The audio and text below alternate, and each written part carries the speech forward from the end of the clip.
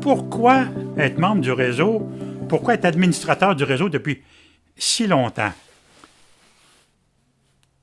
Une des raisons, c'est pour durer, c'est nécessaire d'échanger avec nos pairs, c'est-à-dire les gens comme nous qui partagent cette passion de la coopération, mais qui vont aussi connaître des difficultés, soit dans l'idéologie, soit dans l'administration, soit dans les relations humaines, ou soit dans la gestion des ressources humaines. Bon, et qu'est-ce que le réseau vient faire là-dedans?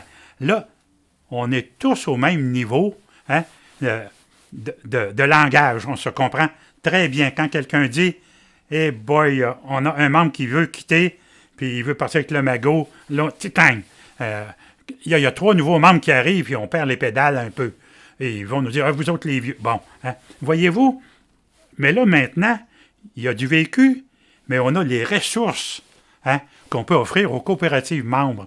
De sorte qu'il y a un bassin aujourd'hui, là, ce qui pour moi est complètement nouveau, qu'on n'avait pas il y a 15 ans, de ressources pour soutenir les coopératives dans leur démarrage, bien sûr, dans leur mise en application, puis première, deuxième année, mais après ça, le soutien longue vie, la longue échéance, celle-là est super importante. Parce qu'en cours de route, là, il y a de la fatigue démocratique, il y a des conflits, c'est inévitable.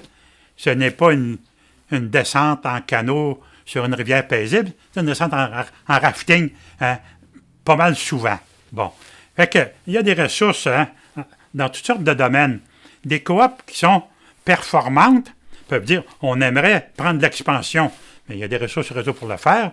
Une coop, on a un petit site web fait par le beau-frère. Eh bien, coudonc, il y a une ressource pour aider à le faire, les cartes d'affaires, la publicité, le marketing, mais un point qui revient souvent, la gestion des ressources humaines.